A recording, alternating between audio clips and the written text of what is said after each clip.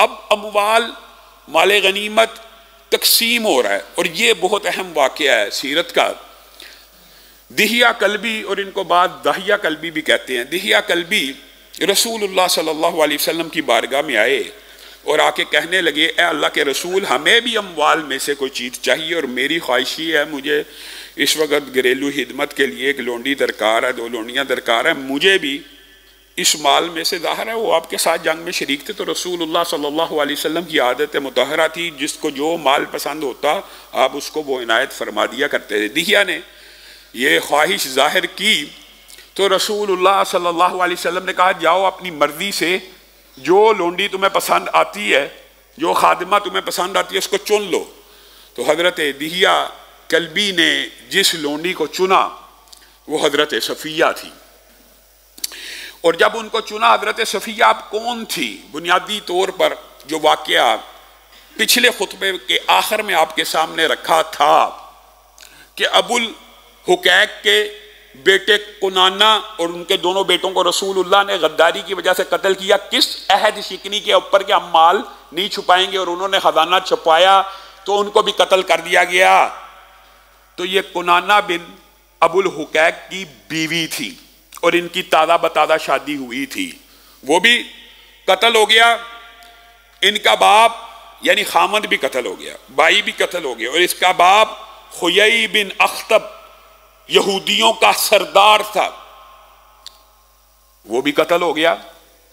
तो दिहिया ने जब इनको चुना तो सहाबा में से एक सहाबी, बाद रवायात में दीगर सहाबा और एक सहाबी ने आगे बढ़ के जिसारत की और रसूलुल्लाह सल्लल्लाहु अलैहि वसल्लम को कहा, ये दिहिया ने जिसका इंतखाब किया ये यहूदियों के सरदार की बेटी है, और यहूदियों के बहुत बड़े सरदार की बेटी है। कुनाना बिन अबुल हुकैक की ताज़ा दुल्हन है और हुयई बिन अख्तब की बेटी है। ये आपकी शान को लायक है कि अगर आपने लोंडी भी बनाना है तो आप बनाइए, और अगर आप इससे शादी भी करना चाहते हैं तो आप कीजिए। ये दिहिया को शायान शान नहीं है कि इतने बड़े सरदार की बेटी, और यहां पे रसूलुल्लाह सल्लल्लाहु अलैहि वसल्लम का वही तर्ज अमल है कि सहाबा के मशवरे को कबूल किया करते थे, और रसूलुल्लाह सल्लल्लाहु अलैहि वसल्लम ने यहाँ पे हज़रत सुफिया से जो शादी की है उसकी भी वही नीयत है जो हज़रत जवेरिया की आपके सामने सीरत के बाब में रखी थी कि ठीक है, किसी कुंबे और कबीले के सरदार की बेटी है और उसके रिश्तेदार सारे के सारे कत्ल हो गए हैं, उसको इज्जत और उसके कुंबे और कबीले को मर्तबा इनायत करने के लिए तो रसूलुल्लाह सल्लल्लाहु अलैहि वसल्लम ने दिहिया को कहा कि आप इसको छोड़ दें और आप कोई और लोंडी पसंद कर लें, और रसूलुल्लाह सल्लल्लाहु अलैहि वसल्लम ने यहाँ पे सुफैया के ऊपर इस्लाम को कबूल किया रज़ी अल्लाह ताला अन्हा, इनके ऊपर इस्लाम को पेश किया। तो इन्होंने सबसे पहले रसूलुल्लाह सल्लल्लाहु अलैहि वसल्लम की दावत को, इस निकाह से पहले इस्लाम की दावत को कबूल किया। उसका दिबाचा क्या वो भी आपके सामने रखेंगे। फौरी तौर के ऊपर इस्लाम को कबूल किया।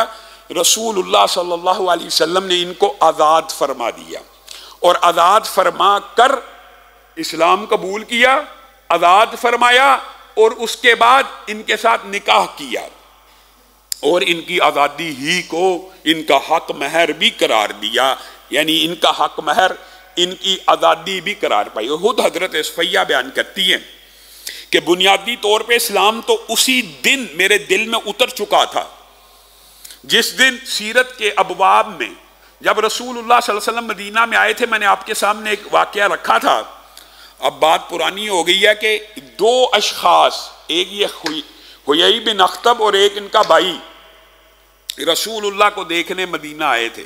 और ये वाक़या मैंने आपको रखा था कि यहूदियों के 2 सरदार आए और उन्होंने रसूलुल्लाह सल्लल्लाहु अलैहि वसल्लम के हालात, वाक़यात, अंदाज, अतवार, इखलाक, आदात का मुतालिया किया और बेशुमार परेशान हो गए। अब ये जो परेशानी का वाक़या है, ये जो परेशानी का वाक़या सारे का सारा वहाँ के ऊपर जो गुफ्तगू हुई वहाँ पे रखी थी, ये दोनों वापस आए घर में। अब हज़रत सफ़िया अपने बाप को और अपने चचा को परेशान देख रही है और ये वो वजह थी कि हजरत सफिया ने फौरी तौर पे इस्लाम को जो कबूल किया, और उन्होंने अपने सगे बाप और सगे चचा से बचपने में ये बात सुनी थी। कुछ अर्सा पहले जब मदीने आ गए तो उन्होंने अपने बाप को अपने भाई से मुआतब होके ये कहते हुए सुना, हाँ जी ये वही है। तो भाई ने कहा, यकीनन बिल यकीन, अल्लाह की कसम वही है जिस नबी के आने का वादा है, जिस नबी के आने का वादा है ये वही है। क्या करोगे? मुखालफत करेंगे, नहीं मानेंगे, डट जाएंगे। ये यहूदियों की आदत थी, पहचान लिया। और अल्लाह ने इन्हीं के बारे में, इन्हीं यहूदियों के बारे में कहा था कि इस तरह पहचानते हैं जैसे अपने सगे बेटों को पहचानते हैं। इस तरह आपकी, हमने तुरात के अंदर और हमने इनकी किताबों के अंदर आपकी निशानियां इस तरह खोल खोल के बयान कर दी हैं कि आपको ऐसे पहचानते हैं जिस तरह अपने सगे बापों को पहचानते हैं। हसद बुगज क्या था, तफसील पहले भी रखी है। जुज़वी तौर पे वो क्या था? हाँ, इस्माइल की औलाद में से क्यों आ गया? इसहाक की औलाद में से होता तो कबूल कर लेते।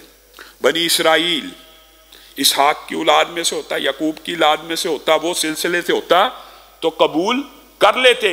इस्माइल की औलाद में से क्यों आया? आज भी यहूदी, आज का यहूदी भी इसी फलसफे के ऊपर गामजन है। आप हैरान रह जाएंगे कि यहूदी तबलीगी मजहब ही नहीं, तबलीगी मजहब भी नहीं, नस्ली मजहब है।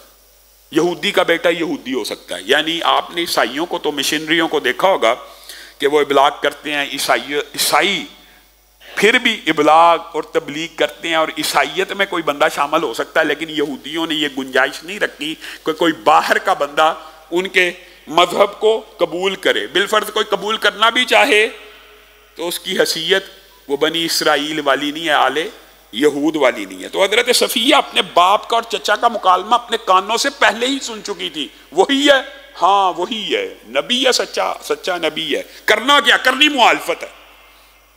तो हजरत सफिया के दिल में इस्लाम गोया जागुज़ी उसी दिन हो चुका हुआ था। और फिर रसूलुल्लाह सल्लल्लाहु अलैहि वसल्लम ने हमारी माँ के चेहरे के ऊपर एक निशान देखा, नील पड़ा हुआ, जिसको हम उर्दू में नील कहते हैं, ज़रब लगी हुई। तो माँ सफिया से पूछा, ये क्या मामला है? कहा, अभी आपके खैबर में आने का कोई इम्कान नहीं था और आप तो अचानक खैबर आए हैं। मैंने एक रात ख्वाब देखा कि आसमान से चांद टूटा और मेरी गोद में उतर आया।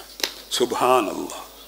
कहा, अपने हामन को मैंने ये ख्वाब बताया। यहूदी इतने बड़े मुअब्बर हुआ करते थे, इल्म था लेकिन इस्तेमाल गलत। अपने हामन को बताया, कुनाना बिन अबुल हुकैक को बता दिया कि मैंने ख्वाब देखा है, तो उसने मेरे मुंह पर थप्पड़ लगाया, तबीर भी निकाल दी कि तू यसरब के बादशाह के साथ शादी की ख्वाहिशमंद है। यानी उसने तबीर समझ ली और उसके जहन में यह बात आ गई कि इस वक्त दुनिया के अंदर कोई माहताब है, कोई चांद है, तो वो आमिना के लाल ही हैं। लेकिन अकल फिर ना आई, हदायत फिर ना मिली, और उनके चेहरे के ऊपर ज़रब को लगाया। तो हजरत सफिया का ज़िमनी तौर पे एक वाक़या, हजरत अबू अय्यूब अंसारी को जो रसूलुल्लाह सल्लल्लाहु अलैहि वसल्लम ने दुआ दी थी, ये भी खैबर की दुआ है कि अबू अय्यूब की अल्लाह ताला हिफाजत फरमाइए। ख़ास जो अल्फाज हैं ये खैबर के मौके के ऊपर हैं, और बड़ा दिलचस्प वाक़या है।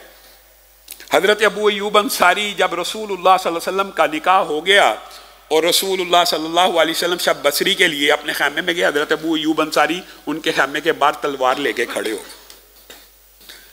तो रसूलुल्लाह सल्लल्लाहु अलैहि वसल्लम बाहर आए, पूछा, ये आप क्या कर रहे हैं? आज से पहले तो आपने हिफाजत का ये अंदाज नहीं अपनाया। तो हजरत अबू अय्यूब अंसारी कहने लगे, एक ऐसी औरत जिसका हामद कत्ल हो गया, जिसका बाप कत्ल हो गया, जिसका भाई कत्ल हो गया, मैं आपको उसके पास अकेला नहीं छोड़ सकता, और मैं आपकी हिफाजत के लिए हूं कि अगर कोई गड़बड़ हो तो मैं फौरी तौर के ऊपर हमला करूं। तो रसूलुल्लाह सल्लल्लाहु अलैहि वसल्लम मुस्कुराना शुरू हो गए और कहा, अबू अय्यूब तू मेरी हिफाजत के लिए खड़ा, अल्लाह ताला तेरी हिफाजत फरमाए।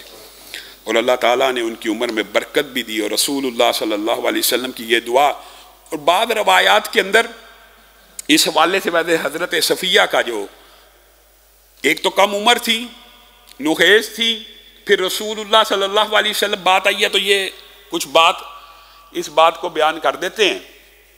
तो अम्मी आयशा और माँ हफ्सा अपनी किसी सोकन से इस तरह जेलसी महसूस नहीं की किया करती जिस तरह सुफैया से किया करती थी। उसकी कुछ वजूहात है।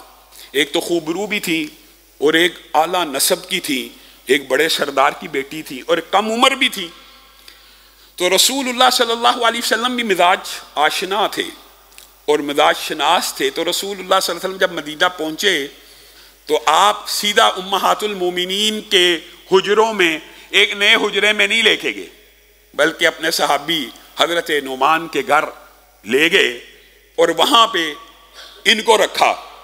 लेकिन माँ आयशा के दिल में ऐसा तजस्सुस था, रह ना सकी, हजरत नुमान के घर पहुंच गई और हजरत नुमान के घर हजरत सफिया को देखा। फिर रसूलुल्लाह सल्लल्लाहु अलैहि वसल्लम उनको छोड़ के जब अपनी अज़वाज मुतहरात के घर आए तो माँ आयशा कहने लगी, हाँ मैं देख आई हूं, मैं देख आई हूं। और फिर यहां से वो वाकयात हैं जो बाद अहादीस मारूफ हैं, जो आपने सुनी हुई हैं। हजरत हफ्सा के दिल में भी सबसे ज्यादा यही दो रसूलुल्लाह सल्लल्लाहु अलैहि वसल्लम की लाडली उम्महातुल मोमिनीन थी। तो इनके दिल में रकाबत का अंसर, ये इंसानी फितरत है, इसके अंदर कोई ऐसी बात नहीं है जो मुआशरे में मारूफ कर दी जाती है।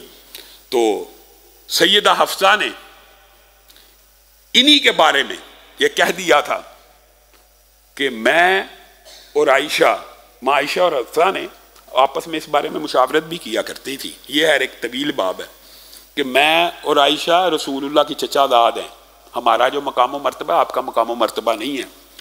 और हज़रत हफ्सा ने इनको तंग करने के लिए और एक किस्म का चंद जुमले कहने के लिए ये कह दिया, आप यहूदी की बेटी हैं, आप यहूदी की बेटी हैं और हम तो रसूलुल्लाह के चचादाद हैं, हम तो कुरैशी हैं, हमारा तो सिलसिला नसब बड़ा आला है।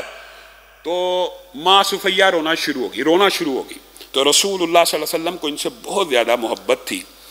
और रसूलुल्लाह सल्लल्लाहु अलैहि वसल्लम जब वहाँ से खैबर से चले थे तो सहाबा ने आपस में गुफ्तगू की कि पता नहीं लोंडी बनाया है कि बीवी बनाया है।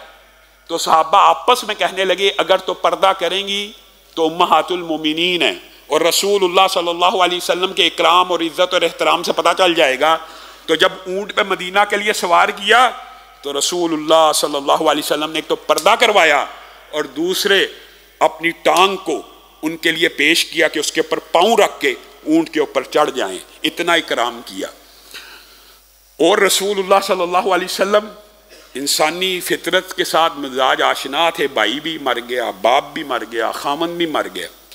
तो इनके साथ रसूलुल्लाह सल्लल्लाहु अलैहि वसल्लम की दिल लगी का अंदाज कुछ और था। जब माँ सुफैया रोना शुरू हुई कि मुझे यहूदिया की बेटी कहा है और मुझे कहती हैं कि हम चचादाद हैं रसूलुल्लाह के और हम आपसे अफजल हैं, तो रसूलुल्लाह ने हजरत सुफैया को कहा, आज के बाद अगर कोई ये कहे ना तो उनको कहना मेरा बाप मूसा है और मेरा चचा हारून है और मेरा हामन नबी है, तो मैं तो आपसे ज्यादा, यानी रसूलुल्लाह उनको जवाब बतला रहे हैं। आज के बाद ये वही सफिया हैं कि जिन्होंने जब प्याला भेजा माँ आयशा के घर तो उन्होंने तोड़ दिया, तो रसूलुल्लाह ने कहा अब नया प्याला देना पड़ेगा, अब नया। और यही वो सफिया हैं कि जिनके बारे में चूंकि रसूलुल्लाह सल्लल्लाहु अलैहि वसल्लम की अज़वाज में यही इन दो अज़वाज मुतहरात के हम पल्ला थी।